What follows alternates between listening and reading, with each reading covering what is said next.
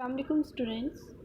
Grade 9 में जो हमारा आज का चैप्टर है जो हम स्टार्ट करने जा रहे हैं वो है स्ट्रक्चर ऑफ मॉलिक्यूल्स का स्ट्रक्चर। सबसे पहले हम इसका इंट्रोडक्शन देखते हैं। हमें पता है कि जितना भी मैटर है इस यूनिवर्स में, जितनी भी चीज़ें मौजूद हैं, जो मैटर है is made up of atoms and atoms are the smallest particles which can be divisible and can exist independently। और एटम्स ज्वाइन करके मॉलिक्यूल्स बनाते हैं। मॉलिक्यूल्स में दो या दो से ज़्यादा एटम्स मौजूद होते हैं, जैसे hydrogen, water, carbon dioxide etcetera. तो ये एक मॉलिक्यूल की एग्जांपल है। अब ये डिफरेंट एटम्स को कौन सी ऐसी चीज़ है जो कि आपस में ज्वाइन करके रखती है और मॉलिक्यूल्स बनाते हैं। मॉलिक्यूल्स टूटते नहीं हैं खुद ब खुद।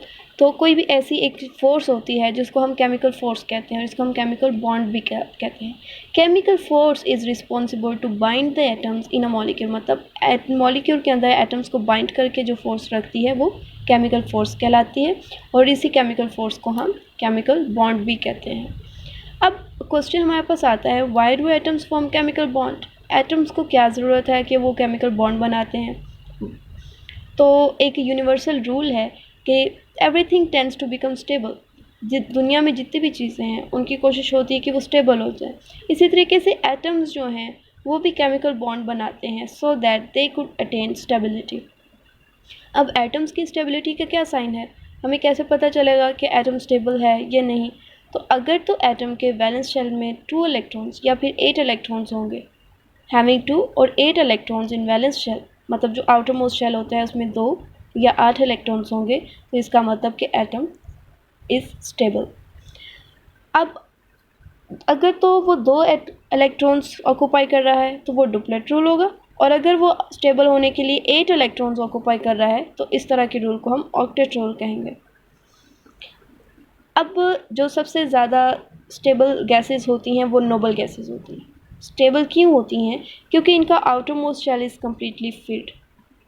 ये ना तो किसी से इलेक्ट्रॉन लेती हैं और ना ही किसी से शेयर करती हैं इलेक्ट्रॉन्स, क्योंकि इनका outer most shell completely filled होते हैं। इनके एंड पे 2 या 8 इलेक्ट्रॉन्स होते हैं। For example neon has 8 electrons in its outer most shell while helium has 2 electron. तो हम देख सकते हैं इनका outer most shell completely filled है। That is why noble gases are stable. तो हर एटम की कोशिश होती है कि वो नियरेस्ट नोबल गैस की इलेक्ट्रॉनिक कॉन्फ़िगरेशन को अटेन कर ले so that it will become stable. अब हम देखते हैं कि ये एटम्स स्टेबल होने के लिए किन किन तरीक़ों से स्टेबल हो सकते हैं। 3 मेथड्स हैं जो कि स्टेबिलिटी अटेन करने के लिए मोस्टली एटम्स यूज़ करते हैं। First is by giving electrons. अगर तो एटम के आउटर मोस्ट शेल में लेस देन 3 इलेक्ट्रॉन्स मौजूद हैं तो वो अपने इलेक्ट्रॉन्स गिव कर देगा, मतलब दे देगा किसी दूसरे एटम को। Second is by gaining electrons. मतलब अगर 5 या 5 से ज़्यादा इलेक्ट्रॉन्स हैं तो वो 7 किसी और एटम से गेन करेगा इलेक्ट्रॉन्स को। और third method is by sharing. या तो म्यूचुअल शेयरिंग होगी या वन साइडेड, वो शेयर करके अपने आप को स्टेबल करेगा। अब बाय गिविंग इलेक्ट्रॉन्स अगर तो लेस देन 3 हैं, हम एग्जांपल देखते हैं सोडियम की। सोडियम के अंदर 11 इलेक्ट्रॉन्स, मतलब इसके आउटर मोस्ट शेल में 1 इलेक्ट्रॉन है। ठीक है, तो ये क्या करेगा, चूँकि ये लेस देन 3 है तो ये अपना एक इलेक्ट्रॉन जो है वो लूज़ कर देगा। और अब हम देख सकते हैं कि इसके आउटर मोस्ट शेल में 8 इलेक्ट्रॉन्स मौजूद हैं। 1 2 3 4 5 6 7 8। जो एक और इलेक्ट्रॉन था वैलेंस शेल में वो इसने लूज़ कर दिया, और इस तरह लूज़ करके ये अब स्टेबल हो चुका है। दूसरा मेथड था बाय गेनिंग इलेक्ट्रॉन्स। अगर तो 5 या 5 से ज़्यादा इलेक्ट्रॉन्स हैं आउटर मोस्ट शेल में तो वो गेन करेगा। अब हम दूसरी इसकी एग्जांपल देखते हैं, क्लोरीन। क्लोरीन के 17 एटॉमिक नंबर है। इसका मतलब कि इसके आउटर मोस्ट शेल में 7 इलेक्ट्रॉन्स हैं। 1 2 3 4 5 6 7 7 इलेक्ट्रॉन्स हैं। चूँकि अब इसने अपना ऑक्टेट रूल कंप्लीट करना है, मतलब इसको एक इलेक्ट्रॉन की ज़रूरत है, तो ये एक इलेक्ट्रॉन को अटेन कर लेगा, साथ किसी और एटम से एक इलेक्ट्रॉन को गेन करेगा और ये स्टेबल हो जाएगा। अब हम देख सकते हैं कि इसके आउटर मोस्ट शेल में 8 इलेक्ट्रॉन्स मौजूद हैं। 1 2 3 4 5 6 7 8। तो इसका ऑक्टेट रूट कंप्लीट हो गया और ये एक स्टेबल हो चुका है। तो ये मेथड है जिस तरीके से एटम स्टेबिलिटी अटेन करते हैं। अब हमने पढ़ा था कि एक फ़ोर्स होती है जो कि एटम्स को बाइंड करके रखती है, वो फ़ोर्स केमिकल बॉन्ड कहलाती है। It is basically the force of attraction between atoms, और ये एटम्स को टाइटली होल्ड करती है टू फॉर्म मॉलिक्यूल्स बनाती है, और यही फोर्स उनको बाइंड करके रखती है।